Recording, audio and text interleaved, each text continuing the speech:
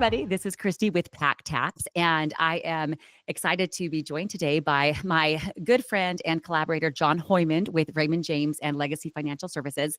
I actually was at a presentation on Friday, and Jon was the presenter, and he presented this. It was great. It was only like 8 minutes long, but about investing in election years and some of the stats and the data of like, well, how does the market do if a Democrat's elected or if a Republican's in office? And like all these different things that are happening, especially right now, that I asked Jon if he would be willing to come and share that same information with us so that we can share it with all of our clients. I think it was just some great info that will be interesting about like, what does happen with your investments? What happens with the stock market if a Democrat or Republican is elected? What should we all be doing right now? And a few other tidbits. So we're going to have Jon, I'm going to turn the time over to him and he's going to share his screen and be able to share some data. But I did want to say, so Jon works for is an owner of Legacy Financial in Layton, Utah, and they are under Raymond James. And like I said, I've asked Jon to come and share this. He is not making an official statement from Raymond James, so just know that he is not sharing Raymond James' official opinions on anything. This is Jon just expressing some very interesting data and facts with us. And if there's follow-up questions, you can reach out to me. You can reach out straight to Jon's office at Legacy Financial. I'm sure they'd be happy to answer further questions. So with no further ado, Jon, I would like to turn it over to you. If you'll do a quick little maybe introduction of yourself and then share your screen, let's dive right in and teach us about this. Perfect. Kristy, thank you so much for allowing me to come and to talk about something I'm so passionate about. I love investing, and I love looking at different market cycles and every which thing that could influence the movement of investments. And this year is one of these unique years where we happen to have a presidential election that's right in front of us. And typically what happens as we lead up to these elections with the financial markets, what happens to elections or what happens to the financial markets after the election? We're going to uncover and talk about actual data points. And I'm going to be as politically neutral as possible during this, because in reality, there's no upside to necessarily bringing the politics into it, but rather let's just look at the data, look at the facts as far as what happens to the financial markets during election cycles. So with all that being stated, let me share my screen and we're going to talk about some of these things. So let's see. All right. Perfect. Is my screen sharing properly? Looks great. Perfect. I love what this piece is titled. Elections come and go, but results last a lifetime.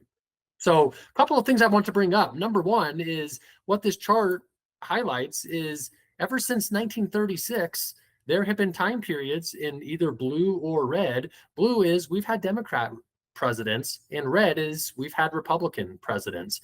From 1936 through the 2020 election, we've had just a variety and flip-flopping back and forth between Democrats and Republicans. The first question that I want to answer is, under which political affiliation, under which party does the stock market do better? Does the stock market do better with a Republican president or a Democrat president? And the answer may be surprising. And the answer is, it really doesn't matter. Technically, Democrats win by 0.2% differential. So if you look at every Democrat president who's been president, how did the stock market do? Every Republican president, how did the stock market do? The difference between who does better, 0.2%. What that tells us as advisors is, please do not allow who is in the White House determine whether or not you're going to be invested in the financial markets. Investments will do well under either type of presidency. And the reason being is whether a Republican or a Democrat is elected as the president, you and I will continue to live our lives fairly normally. We'll continue to go to the grocery store and buy groceries. We'll continue to be responsible and pay our cell phone bills, or to turn on the lights and pay our electric bill. As long as you and I continue to spend dollars, then the stock market will continue to increase over time. And regardless of who is in the White House, you and I will continue to need to live life. And so question number one, how does the stock market do during election cycles? Elections don't have very much impact as far as the results of investments. Democrats versus Republicans really do not have very much economic impact as it pertains to results in investments. But this year, it's not only an election year. This year, we're also going through some pretty wild and crazy times as far as not only things that are happening in the United States, how much debt we're in, with interest rates having skyrocketed the past few years, and now we're starting to watch them drop a little bit. There's multiple wars in the geopolitical arena right now. How does the financial market perform during very volatile and uncertain time periods? Well, that's what the next 2 pages are going to bring up. The first one is, had someone started an investment back in 1934, an initial $10,000 investment, and just kept it invested through the end of 2023, how much money would someone have by the end of 2023? Well, that's where we get to this letter A, and we'll have to go over a little bit. But the answer is an initial $10,000 investment, had it stayed invested the entire time, would have, over the past 90 years, grown to $329 million. But that's because over the past 90 years, things were very comfortable in the United States and throughout the world, correct? And the answer is no. Let's take a quick review over some of the disturbing things that took place in the world over the past 90 years. We had Great Depressions. We had world wars. We had presidential assassinations. We had other wars. We had 9/11. We had Y2K, the dot-com bubble, the Enron scandal. We had the financial crisis of 2007, 2008. We went through COVID. Every single year over the past 90 years, the financial markets have been plagued by some reason why we should not be invested, because there are really scary things that are happening. Today, there are really scary things that are happening, but yet the financial markets took an initial $10,000 investment and was able to grow all the way up to $329 million, despite all of those scary and uncertain things that were taking place around the globe. And similar to the first point, why does the stock market really not care? Whether it's a Republican or a Democrat president, the stock market also does not care if really turbulent or volatile things are happening around the globe, because people continue to have to live. If there's wars overseas, you and I still have to go to the grocery store. You and I will still continue to live life as normal. As long as people continue to spend dollars and live life very normally, the financial markets will continue to grow and appreciate in value over time. Well, and we see that too, because we always get afraid of, like, oh no, this is the big thing. Everybody pause for a second. Or recently with the inflation, it's like, well, certainly with inflation, like spending will have gone down because inflation's gone up so much, we have less money to spend. But even through those things, right? It's investments are still trending up over time, because I hear that rhetoric too of like, no, because inflation's been so bad, that's another reason, you know what I mean, to pump the brakes, so to say. You are spot on. And I'm going to share one more chart, but this final chart is really going to answer the question.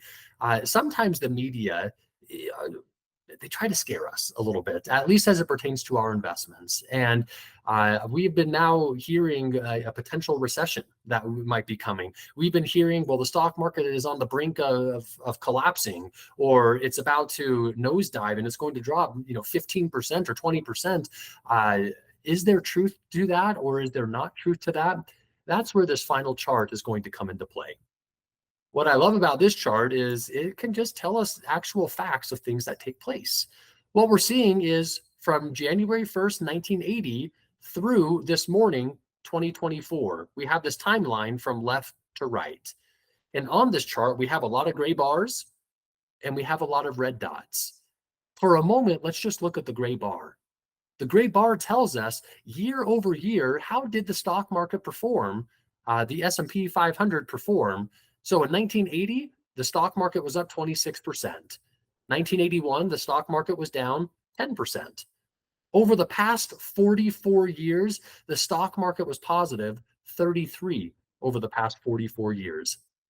3 out of every 4. 75% of the time, the stock market is positive. 1 out of every 4 years, the stock market will be negative. I wish it was as predictable as 3 positive years will always be followed by 1 negative, which will always be followed by 3 positive. Yeah. It doesn't work that way. Sometimes we may have 5 positive years in a row. Sometimes we may even have 3 negative years in a row. But expand the time horizon long enough, 3 out of every 4 years, the financial markets are positive. Now, if this chart did not end on 1980, rather it stretched all the way back to 1900, would we see a different stat? And the answer is no. I don't know why or how this is the case, but stocks are positive 3 out of every 4 years in the financial markets. That's what the gray bar teaches us.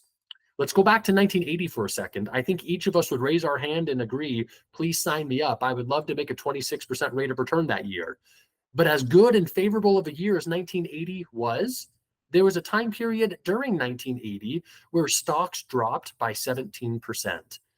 The red dot tells us from the high point to the low point, what was the biggest drop that occurred at some point during that calendar year? So the 26% is the full year. The red dot is the worst moment of that year. Every year has a red dot. At some point during the year, every year, stocks will pull back. They will correct themselves. The average pullback per year is 14.2%. So if the financial markets happen to go through a time period where they drop 10 or 12 or 14 or 16 or 20%, we just need to understand, what does the news and the media call this? The world's coming to an end. This is financial apocalypse of what's happening. But to you and I, now that we have actual data, what should we call a 14% pullback or a 16% pullback in the stock market? I guess Normal. One of two things. Number one, we could call it normal, Yeah. but number two, we could call that a buying opportunity. If you and I knew that back in 2022, during the low moment, the stock market's down 25%, and then we knew not only did it recover, but now in 2023, the stock market is up 24%. So far this year, the stock market's up an additional 23%. Would we not have tried to scrape every last penny that we could to invest at these red dot moments? 100% of the time, we have recovered from red dot moments. I can guarantee that this year and next year and the year after, we will have red dot moments. And the media tries to get us to panic and to do things that we shouldn't do with our money during those red dot moments.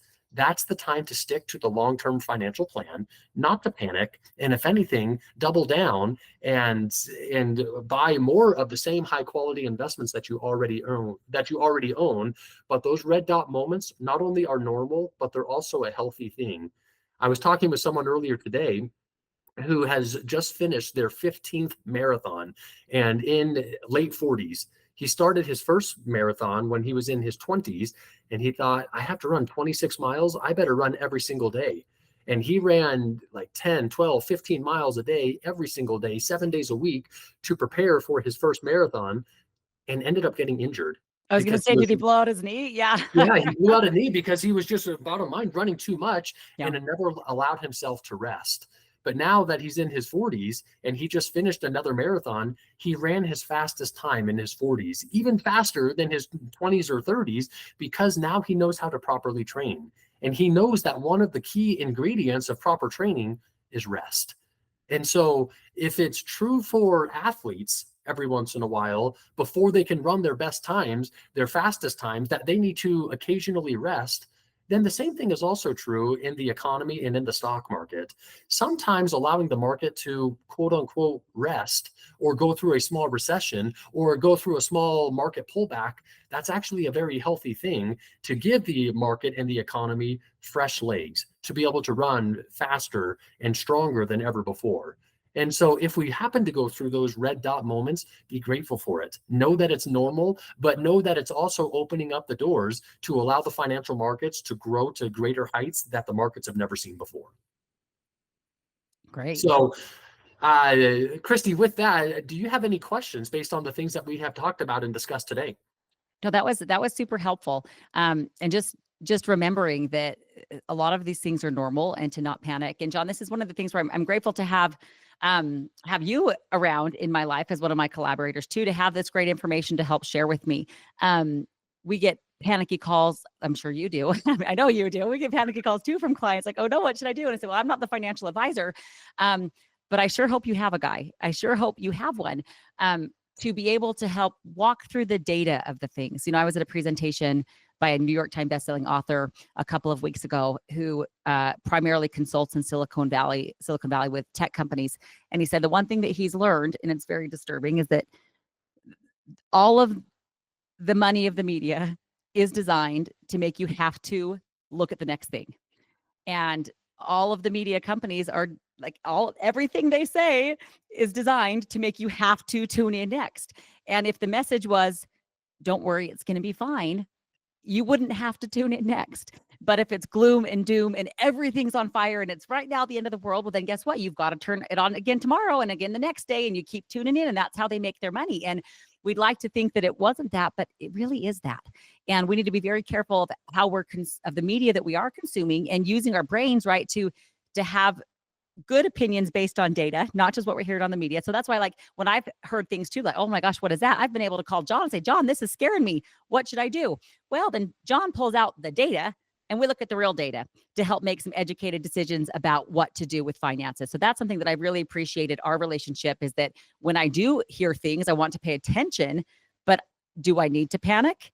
Well, that's what a great financial advisor can help you walk through. Again, using the data, not using a sales pitch, just because that's what the media is doing too. It's like, no, but actually using data to help you make good choices. So I think this is going to be great information for our clients to see. And I love the way you phrased it, like, when does the stock market do better, under a Democrat or Republican? I bet you would have had, half the room raise the hand for each one, depending on what political side they're affiliated with, just absolutely convinced that whenever their guy is in office, it's going to do better.